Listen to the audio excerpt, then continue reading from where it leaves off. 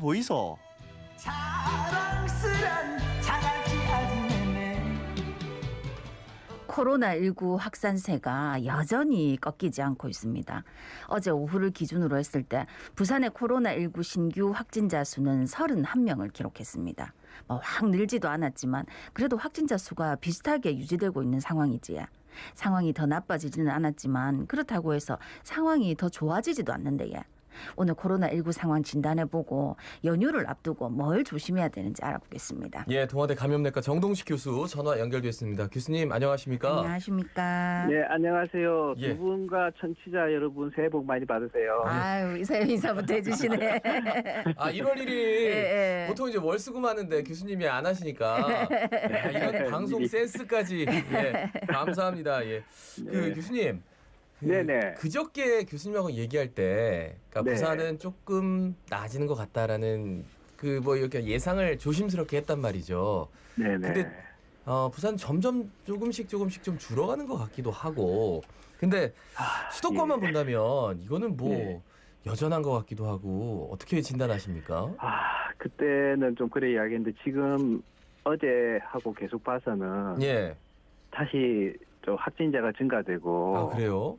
그리고 감염 경로 불명 환자들 수가 점점 증가되고 있어서 조금은 위험한 상으로 또 가는 거 아닌가.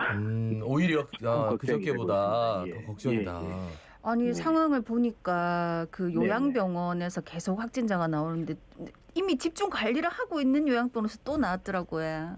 그렇죠. 그래서 어제 사실 또 해뜨랑 요양병원에서 또 간병인 한 분이 그랬죠. 제일 먼저 증상이 생기면서 그리고 그 확진이 되면서 그 주위에 같은 병동에 있는 또 간호사하고 환자분들이 생겨서 네네. 상당히 조금 걱정이 되는데 이런 요양병원 같이 집단 감염이 생길 수 있는 데가 사실은 방역 당국도 계속 긴장을 할 수밖에 없고 네. 의료 시스템도 요구되는 서포트해야 되는 부분이 상당히 많거든요. 그래서 어떻게 보면은 이런 부분들을 집중 관리하고 특히 요양병원이나 요양시설에 근무하시는 분들은 정말 사적인 모임도 조금 자제를 많이 하셔야 되고 예. 그리고 방역 수칙도 철저히 좀 준수를 해주셔야 될 것 같습니다. 이전에 병원에서 옮겼느냐, 집단 감염과 관련이 있느냐, 그건 아니라고 해서 그러면 이제 이 간병인 분이 어디선가 이제 걸려왔다는 건데 해드랑 요양병원이 굉장히 많은 분들이 나왔고 더 조심하라 했는데도 또 이렇게 발생하니까 좀 허무하기도 하고요. 그렇죠. 그 르노 삼성자동차 부산 공장에서 직원이 코로나19 양성 판정을 받은 사실이 드러났습니다. 이거 어떻게 봐야 될까요? 그래 여기서 딱 보면요. 예. 이 삼성자동차 아마 그 차량 시운대 근무하는 직원인 것 같은데 지난 1월 27일 날 확진 받았는데 당시에 증상이 없었다고 하거든요. 그러니까 이분이 증상 없이 물론 이제 숙소가 또 산에 있어가지고 증상 없이 이제 산에 식당에 다니시고 이렇게 다니신 것 같은데. 예. 뭐 다행히 이제 약간 겹쳐지는 분들 검사를 다 했는데 음성이 나오고 한 131명만 밀접 접촉으로 해가 자가격리가 들어갔는데 예. 이 무증상이라는 자체가 상당히 이게 우려되거든요. 이게 얼마나 우리 주위에 가까이 있는지 조금 알 수가 있는 건데 최근에 이탈리아 연구에서 보면요. 예.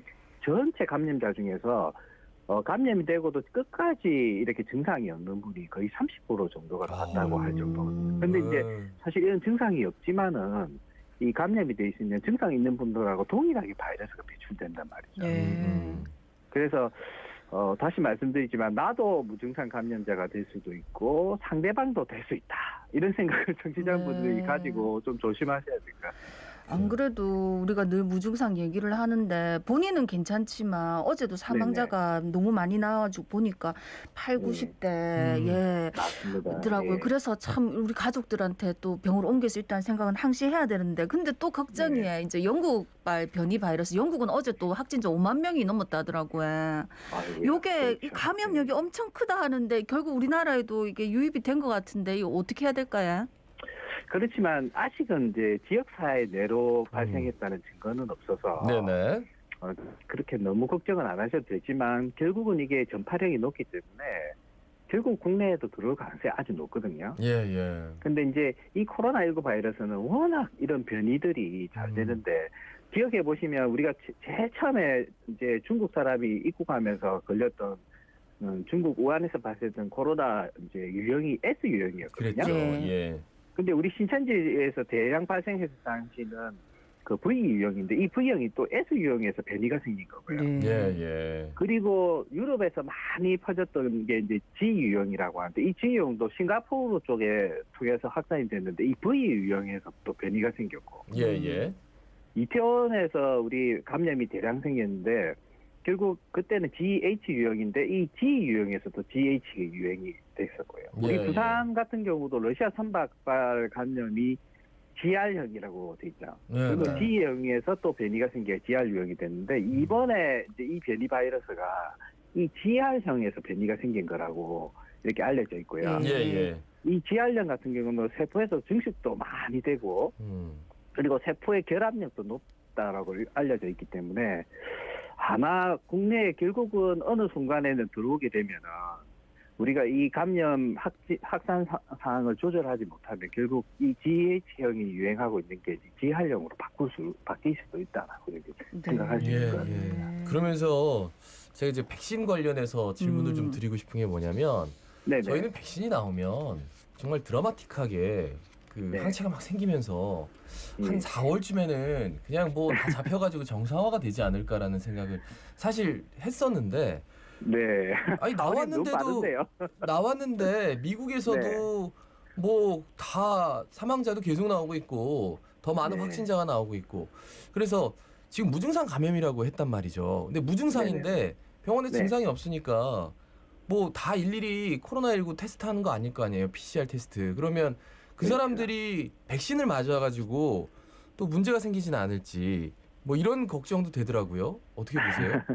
그렇지만 지금 그 부분이 이제 백신의 안전성이 제일 중요한 부분이긴 한데 어쨌든 지금은 삼상 연구 중에서 이렇게 어느 정도 안전성이 확보가 어느 정도 됐고 뭐 완벽하지는 않지만 예. 확보가 된 상황이고 그리고 이 결국은 이 차단을 할 수 있는 방법이 백신이라면 이 백신이 안전한 백신을 최대한 확보를 해서 접종을 빨리 해주는 게 어떻게 보면 지금은 미국이나 유럽도 유행이 지금 차단이 되고는 있지는 않지만 백신이 아직은 오늘 듣기로는 두 번째 화이자 백신을 접종을 했다고 영국 할머니가 예. 이야기를 들었거든요. 예. 그래서 그런 걸 보면은 이제 두 번 접종을 하고 결국은 한 1, 2주 지나서부터 면역이 형성이 되니까 결국 그 영국에서도 한 60% 정도의 집단 면역이 형성이 돼야 예. 그 차단 효과가 이제 드라마틱하게 나타나기 시작합니다. 그래서 그런 부분에서 조금 시간적으로 더 필요하기 때문에 결국은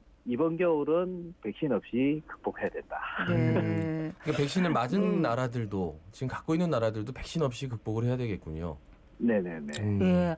안 그래도 어제 보도를 뭐 많이들 보셨을 텐데 모더나 코로나19 백신 2천만 명분 어제 뭐 대통령이 직접 뭐 그쪽 CEO랑 뭐 화상 통화해가지고 체결했다. 그래서 내년 2분기에 맞을 수 있을 것 같다 이렇게 얘기를 하는데 그러면 이제 또 중요한 문제가 과연 백신이 들어오면 누구부터 맞을 것인가 이런 부분도 중요한 거 아닙니까?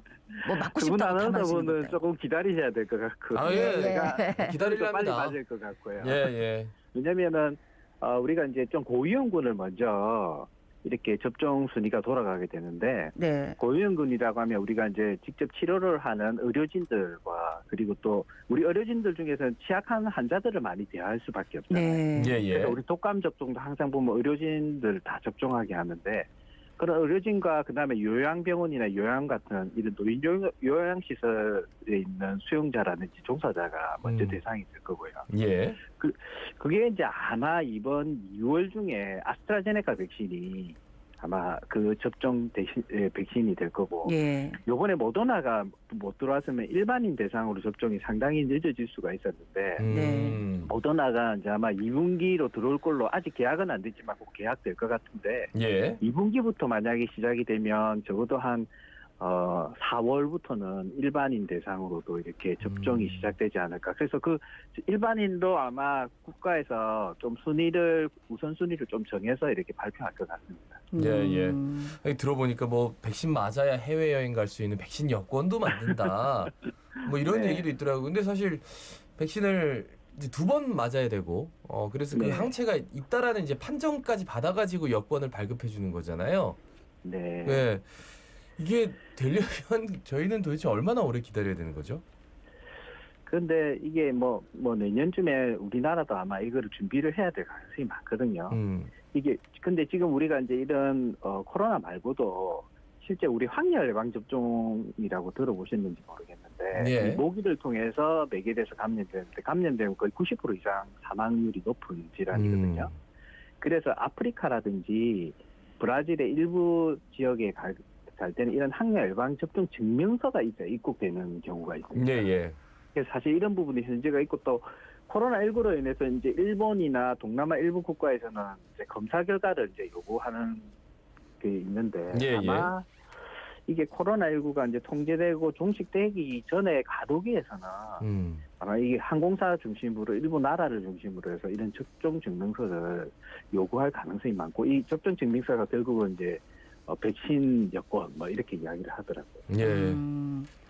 어쨌든 치료약이랑 백신이 나온다 하더라도 아직 내년은 돼야 되니까 네. 어쨌든 교수님 늘 말씀하시듯이 마스크부터 최고의 백신이 지금 현재 마스크를 철저히 쓰는 게 중요할 텐데 근데 늘 말씀드리지만 요즘 또 가족 간 감염이 문제 아닙니까?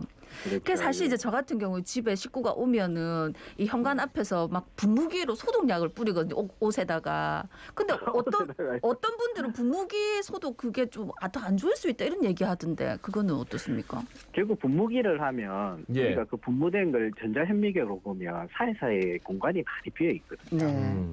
그래서 완벽하지는 않는데 예. 너무 이렇게 대중교통을 이용하고 많은 사람의 옷이 묻거나 그렇게 된다면 좀 환기를 시키고 조금 사용은 해볼 수는 있을 것 같습니다. 그래서 제일 중요한 건 일단 마스크를 전면에 손을 대지를 않는다든지 그리고 충분하다면 하루에 하나 정도를 사용하고 그리고 이제 손위생도 철저히 하고 이런 부분들이 제일 중요하죠. 네. 그래서 가족분들 중에서 또 사람을 많이 만나거나 이런 분들은 최대한 그런 부분들을 지켜주시고 모임도 자제하고 제 큰딸이 이번에 대학교 1학년인데 예.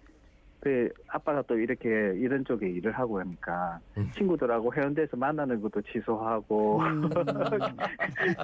계속 지콕하고 있어서 너무 이제 미안하기도 하고 고맙기도 하고 그렇더라고요. 네. 그래요. 그러니까 교수님은 진짜로 환자들 상대해야 되고 또 이 전체적인 방역 체계 자체를 같이 도와주기도 하고 자문하기도 하는 분인데 교수님이 진짜 건강을 혹시라도 잃게 되면 정말 그건 큰일이죠. 예. 그 건강하시고요. 내일이 올해 저 마지막 날인데 3일 연휴 앞두고 있기도 하고요. 마지막으로 부산 시민들께 한 말씀 전해주시죠.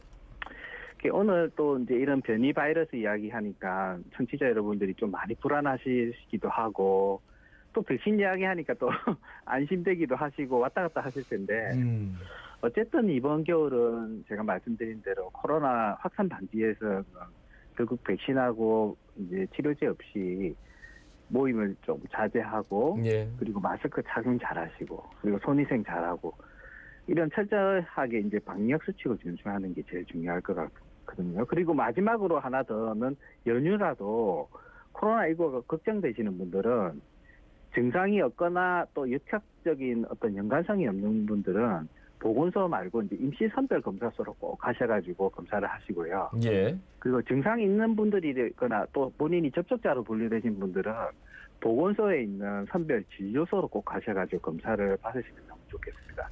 마지막으로 또 청취자 여러분하고 또 두 분 아나운서분 또 새해 복 많이 받으시고요. 예. 교수님이 진짜 복 받으시고 건강하셔야 됩니다. 말씀 잘 들었습니다. 고맙습니다. 네, 고맙습니다. 수고하십시오. 네, 지금까지 동아대 감염내과 정동식 교수였습니다.